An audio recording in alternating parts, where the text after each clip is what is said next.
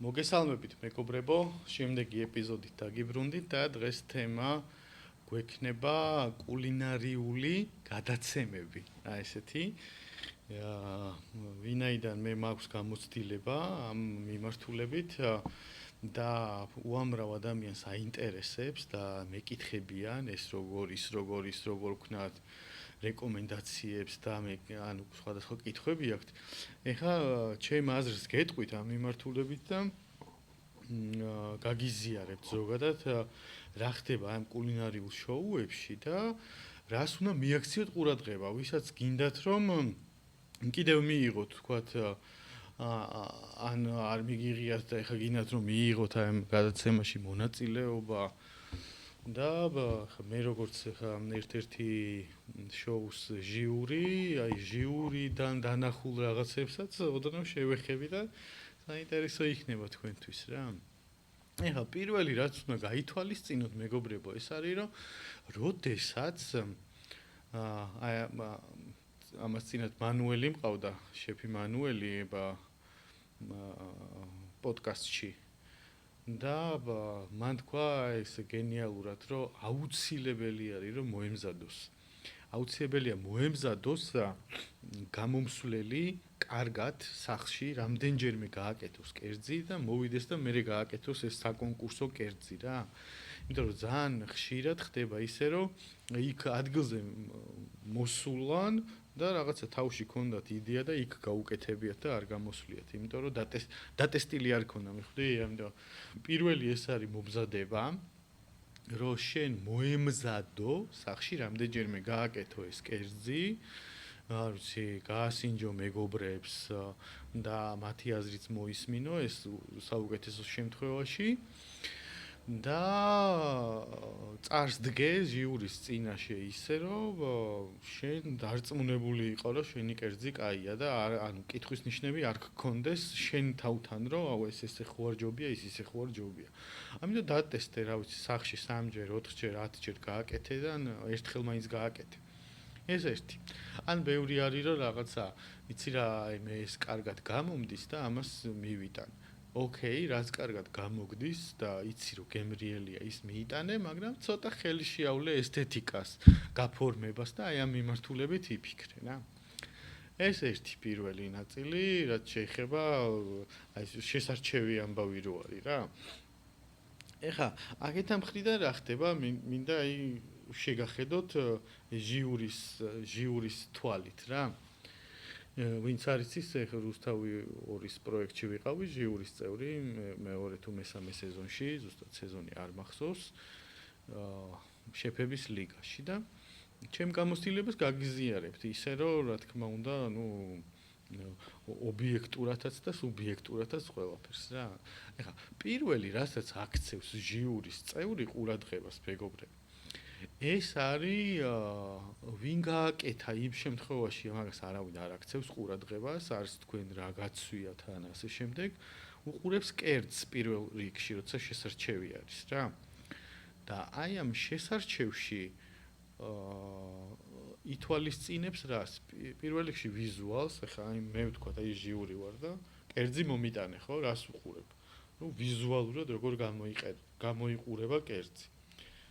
და ამ ვიზუალში ჩანს უკვე სტრუქტურაც როგორი აქვს და რომ შეეხები უკვე სტრუქტურა უკვე ნათლად გამოჩნდება როგორია მაგალითად თუ პიურია ვთქვათ ხო ეხლა ვიზუალურად ჩანს სტრუქტურა როგორია მაგრამ რომ უკვე შეეხები კოზით უკვე გამოჩნდება მაგრამ თვალით უკვე შენ იცი გამოცდილება რო გაქვს რაზე არის საუბარი რა და აი ამ ვიზუალში პირველი ნაწილი მოდი აი ვიზუალი ჩავშალოთ რა ითვალისწინებ აი ინჟინერიას რო ეძახიან. ეგ რა არის, რომ სად რა დევს. როგორ დევს, როგორ არის განლაგებული და რაც თავარი არის პროპორციები რამდენად არის განსაზღვრული. თუ არის რაღაცა ცხელი კერძი და მაგალითად სტეიკი ან რაღაცა ბოსტნეული ამ თავარი არ აქვს მნიშვნელობა, შესაბამისი მისადევნებელი რაც არის, რამდენად პროპორციაში ზის ერთმანეთთან, ხო? ანუ არის სტეიკი და соуსი რამდენი ასხია. ეს საკმარისია ეს соуსი ამ სტეიკისთვის? ეს გარნირი საკმარისია ამ სტეიკისთვის, ხო? ეს ერთი. შემდეგ რასაც ითვალისწინებ არის ფერები, ხო? აი რამდენად ფერებში როგორ კარგად ჩაჯდა, აი რამდენად ვიზუალურად ლამაზი არის. და რაც შეეხება ისეთ რაღაცას, რაც შენ არ მოგიმზადებია და პირდაპირ აიღე და დადე, ეგ უკვე მინუსი არის. მაგალითად აიღე შენ და მიკრომწვანილი, პირდაპირ ესე მოკიდე ხელი და დაადე. ეს უკვე მინუსი არის. ეს მიკრომწვანილი შენ ხო არ მოგიყვანია რამე, ხო არ უქენი, შენ უბრალოდ დაადე, ხო? აი შენ თუ რაღაცა ჩაერიე თერმულად დაამუშავე პირობითად, ხო? აი მაშინ უკვე მისაღებია, მაგრამ შენ თუ უბრალოდ ესე აიღე და დადე, მაშინ უკვე მინუსია პირიქით და ჯობია საერთოდ ამოიღოთ ეს მიკრომწვანილი, მიხვდი? იმიტომ რომ შენი გაკეთებული არ არის, უბრალოდ ნაყიდი დადე. ხო? ან მაშინ რაღაცა უნდა მოიფიქრო, ან ჩიფსი გააკეთო, ან რაღაცა ფრიტურში შეწვა, ან რაღაცა უნდა მოუფიქრო მაგას, მიხვდი? ეს ერთი. თუ ორი თუ რამდენიცაა სათვალავი აღარ აქვს მაგას. შემდეგ უკვე გადადიხარ რაზე? გადადიხარ გემოვნურ თვისებებზე. ხო? ნუ ვიზუალი მეტნაკლებად თქვით და ინჟინერია, ხო? რომ სად არის განლაგებული, ფერები როგორია, რა დეკორია გამოყენებული და ასე შემდეგ. გემოვნურ თვისებებზე, ნახე ახლა, როდესაც დგას თქვა 3 ჟიური ან 4 ჟიური. აი 99%-ში სამივე ჟიური თანხმდება იმაზე, რომ ეს კერძი არის გემრიელი თუ უგემური. სულ ყოველთვის, იმიტომ რომ იქ ახლა ჟიურის წევრად ისე ვერ დადგები, თუ გემოს აქმის საშუალება არ გაქვს. აი ხვდები ხო რას გეუბნები რა. ამიტომ ეს არის ხომ აბსოლუტურად აი ობიექტური გადაწყვეტილება, რასაც იღებენ იქ ჟიურის წევრები. ან გემრიელია, ან არ არის რა, მოკლედ რა და ეხლა ხელა გამოცდილება რო აქვთ შეფებს, იმათმა იციან უკვე რა ცოტა მჟავე იყო, რა ცოტა ტკბილი იყო და ასე შემდეგ. ამიტომ აი ხშირად არის ხომ ამაზე კითხვა და ეჭვები და ამიტომ მე გიდასტურებთ, რომ ნამდვილად აი 99% თანხმდებიან შეფები იმაზე, რომ ეს გემრიელია თუ არ არის გემრიელი და უკვე ამ გემრიელობაში არის მე უკვე ჩაშლა, რომ აი ის ოდნავ ესეთი იყო, დაბალანსებული იყო თუ არ იყო, სტრუქტურა როგორი ქონდა, ხო?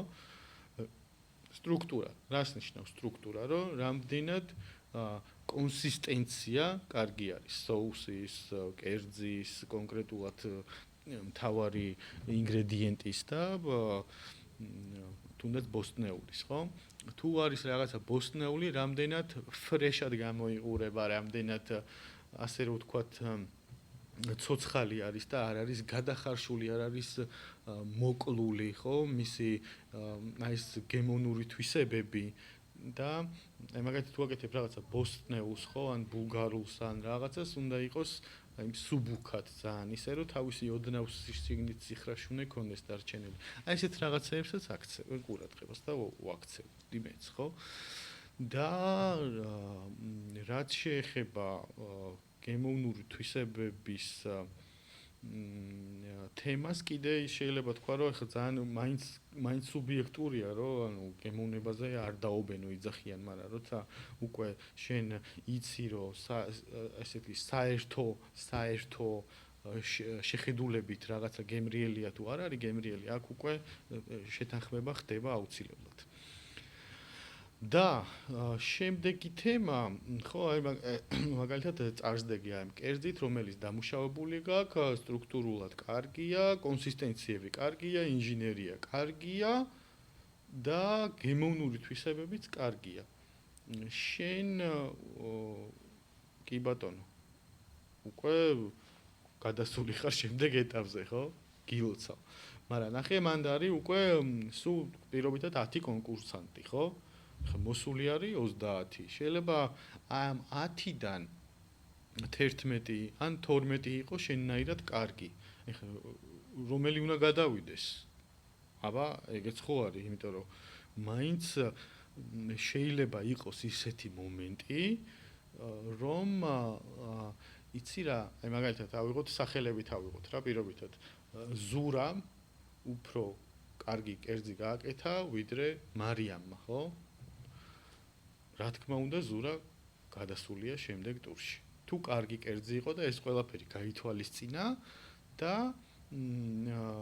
აჯობა კერძში, სტრუქტურაში, გემოში, იმაში.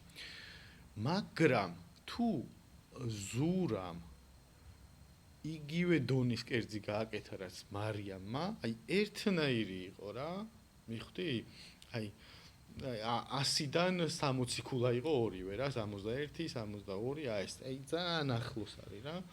აი ამ შემთხვევაში რა ვშვები თქვენი აზრით? აი ხა მე პირადად რა ვშვები რა?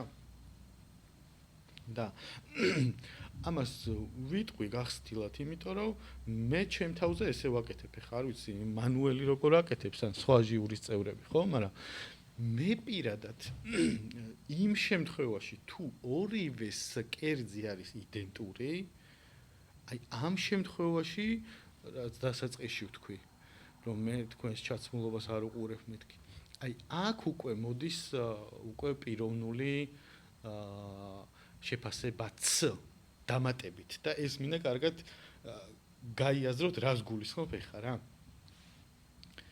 ეს კულინარიული გადაცემები არის შოუ, მეგობრებო, ხო, სატელევიზიო შოუ, რომელსაც უნდა მეტი რეიტინგი. საითმი მყავს საუბარი, ხვდები, ხო? და შესაბამისად, ხო, ეკრანებიდან რო უყურებენ ადამიანები, იმათ გარდა იმ გემრიელი კერძებისა აინტერესებს შენ ბჭყალებში რა გაცვია. რა გაცვიაში გულისხმობ პირდაპირ სამოსელს არა. როგორი ტიპი ხარ, პირდაპირ გეტყვი რა.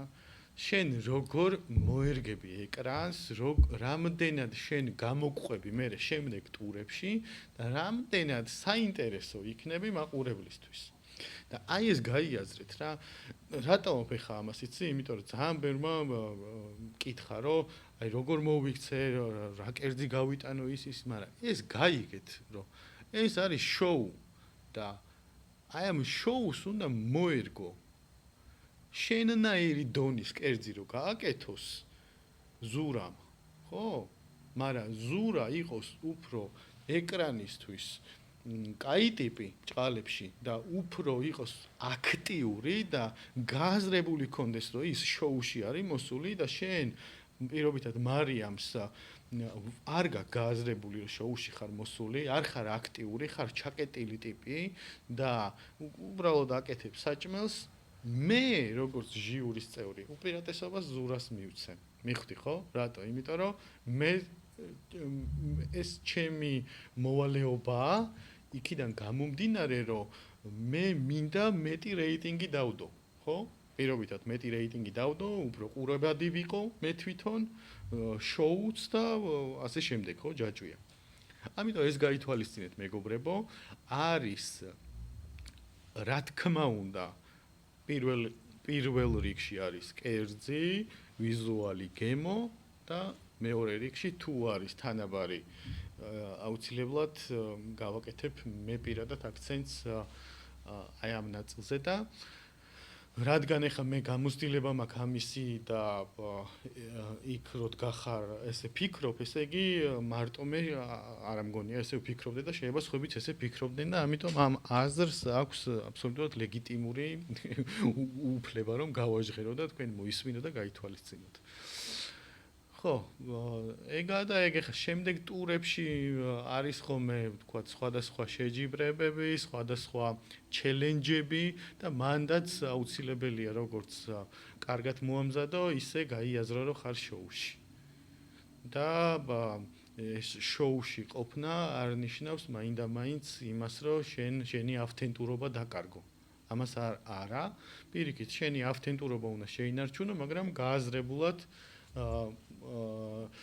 მოამზადო კერძი ისე რომ იყოს აუცილებლად ყურებადი. ეგაა და ეგ.